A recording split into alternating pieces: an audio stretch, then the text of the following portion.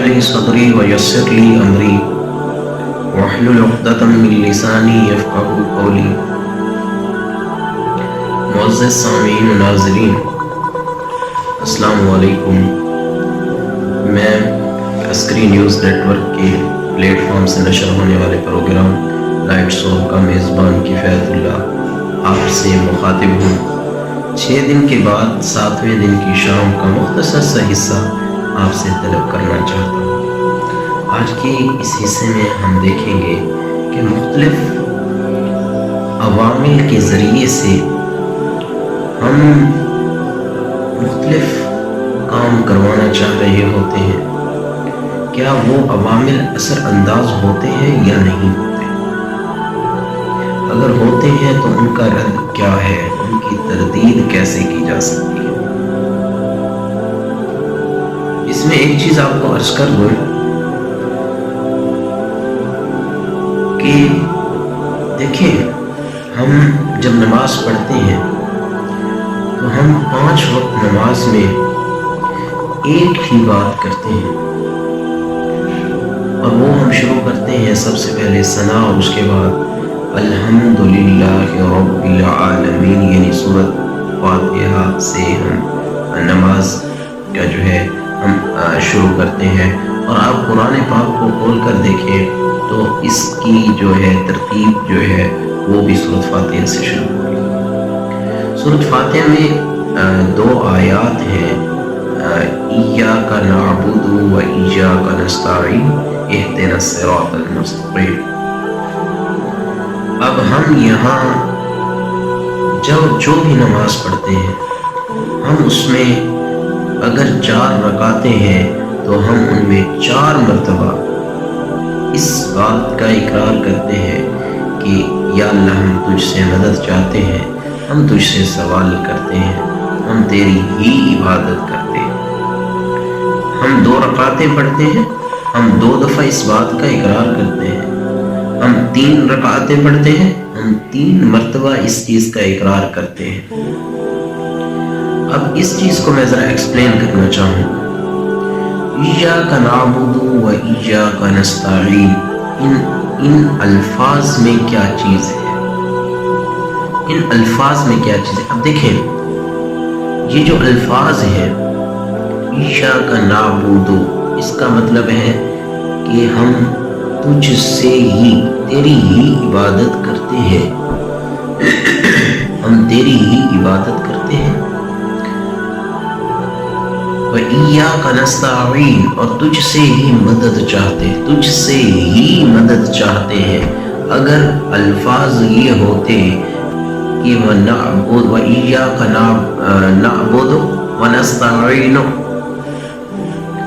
نعبد ونستعین، اس کا مطلب یہ ہوتا کہ تیری عبادت کرتے ہیں اور تجھ سے مدد چاہتے ہیں، تو بھی مسئلہ حل تھا۔ لیکن نہیں، اللہ نے جو آیات نازل کی ان میں یہ بات بتائی کہ ایاک نعبد و ایاک نستعین، کہ یا اللہ ہم تیری ہی عبادت کرتے ہیں۔ اس میں جو لفظ ہی آ گیا ہے، اس کا مطلب یہ ہے کہ تیرے علاوہ ہم کسی کی عبادت نہیں کرتے۔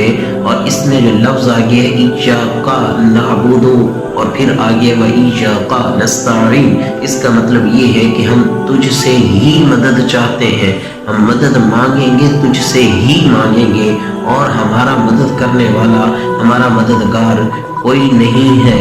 اب مجھے اتنی بات کا جواب دے دے، جہاں بات آ جاتی ہے ہی کی، وہاں بات ختم ہو جاتی ہے۔ ہمارا پہلا ذریعہ بھی وہی ہوتا ہے، ہمارا آخری ذریعہ بھی وہی ہوتا ہے۔ اب جب ہم کہتے ہیں کہ فلاں چیز کی وجہ سے میرا یہ کام ہو گیا، یہ غلط ہے، یہ غلط ہے۔ اس کی وجہ سے نہیں ہوا ہے اللہ کی وجہ سے، رب کی وجہ سے ہوا ہے۔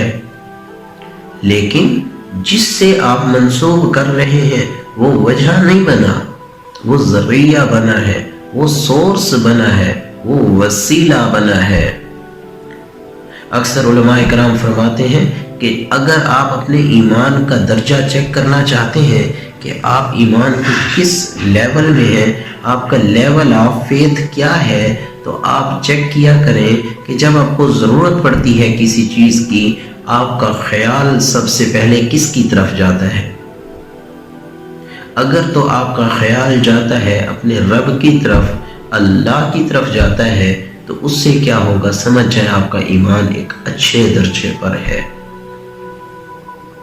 اگر آپ کا خیال متعلقہ مخلوق کی طرف جاتا ہے تو سمجھ جائیں آپ کا ایمان کمزور ہے۔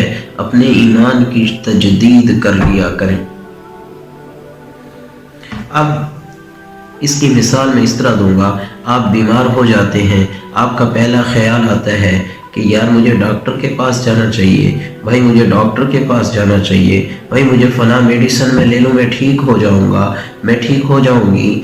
اس میں اب آپ نے کی بیماری آنے پر آپ کا پہلا خیال گیا ڈاکٹر کی طرف، اور بیماری کس نے بھیجی؟ اللہ رب العزت نے۔ آپ کا خیال جا رہا ہے ڈاکٹر ٹھیک کرے گا، تو یہ شرک ہے، یہ شرک خفی ہے۔ اب اگر آپ کا خیال جاتا ہے کہ یار میں 2 نفل پڑھ لوں، میں اللہ سے دعا کر لوں کہ یا اللہ تو شافی ہے تو مجھے شفا عطا فرما۔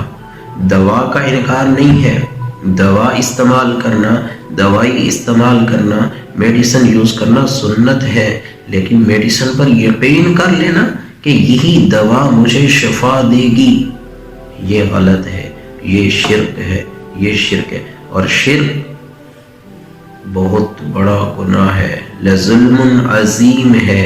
اللہ نے کہا کہ سب کچھ معاف کر دوں گا، شرک معاف نہیں کروں گا، شرک معاف نہیں کروں گا۔ ایک بزرگ غالباً نام مجھے یاد نہیں ہے، اللہ تعالیٰ کبھی بیشی معاف فرمائے، بات لمبی ہو جائے گی لیکن بتانا بھی ضروری ہے۔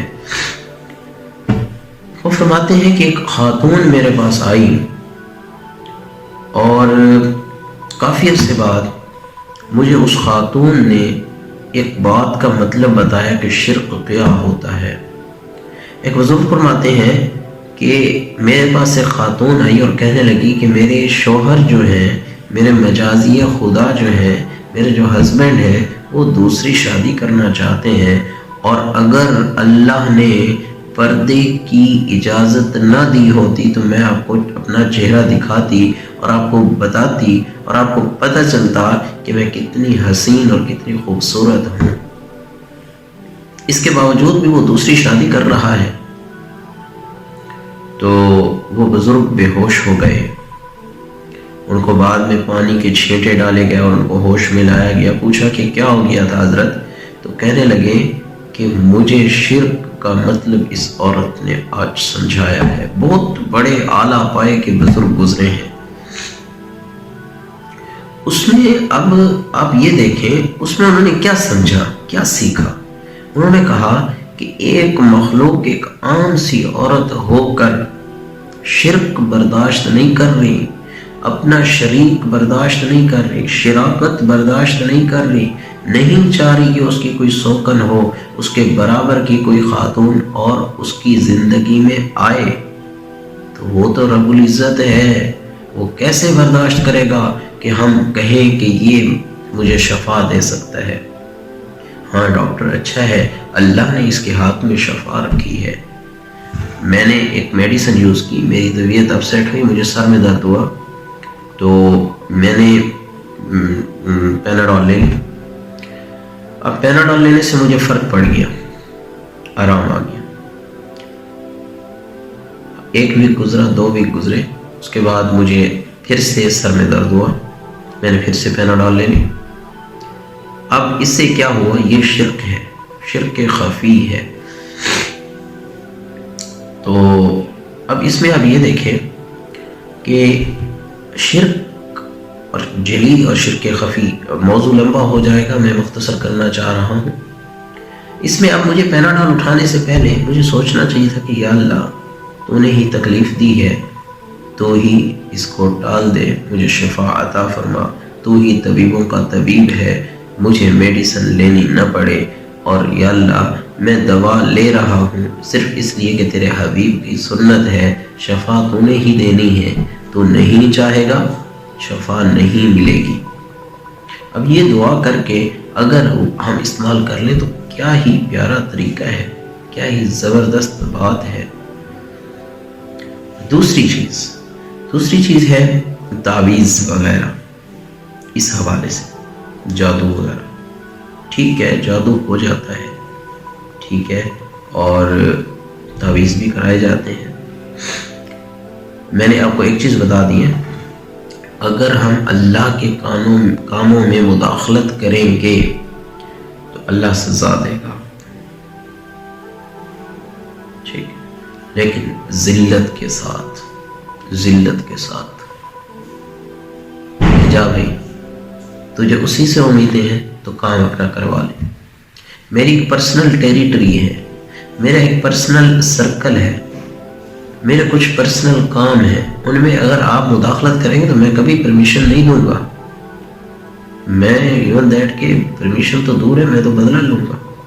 وہ رب العزت ہے، کیسے برداشت کرے گا کہ اس کی پرسنل ٹیریٹری میں کوئی انٹر ہو کے اور چھیڑخانی کرے؟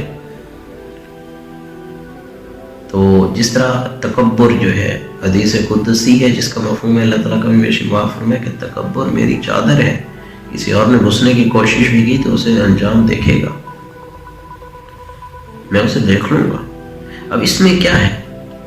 اللہ کے کاموں میں مت گھسیے، شفا دینا اللہ کا کام ہے، آپ مت گھسیے۔ دم کروانا سنت ہے، حضور صلی اللہ علیہ وسلم دم کیا کرتے تھے، لیکن اس سے کروائیں جو سنت نبوی کا پیروکار ہو۔ ایسا نہ ہو کہ اذان آ رہی ہے، وہ تعویذ دیے جا رہا ہے، دم کیے جا رہے ہیں، نماز کا پتہ ہی نہیں ہے، نماز کا پابند ہو، معاملات کا ٹھیک ہو، لین دین کا ٹھیک ہو، حقوق العباد پورے کرنے کی پوری کوشش کرتا ہو، حقوق اللہ پورے رکھتا ہو، یہ ساری چیزیں میٹر کرتی ہیں۔ میں ایک چھوٹی سی بات کے ساتھ اجازت چاہوں گا، وہ یہ ہے کہ ایک چیز کوشش کیا کریں، اپنے معاملات کو درست رکھا کریں، کوئی چھوٹی سی مصیبت بھی آ جائے تو عبادت کے تھرو، نوافل کے تھرو اللہ سے مانگیں، اللہ سے دوستی کر لیں۔ آپ کے سر میں درد ہو رہے ہیں، لمبے سجدے کریں، انشاءاللہ بالکل ٹھیک ہو جائیں گے، یہ میں ضمانت کے ساتھ کہتا ہوں، میرا آزمایا ہوا یہ بات ہے۔ باقی اللہ تعالیٰ ہمیں عمل کرنے کی توفیق عطا فرمائے، ایسے علم سے بچائے جو ہمارے عمل سے خالی ہو، اور ملتے ہیں انشاءاللہ اگلے پروگرام میں۔ دعا میں یاد رکھیے گا، جزاکم اللہ احسن الجزا، اللہ تعالیٰ آپ کا حامی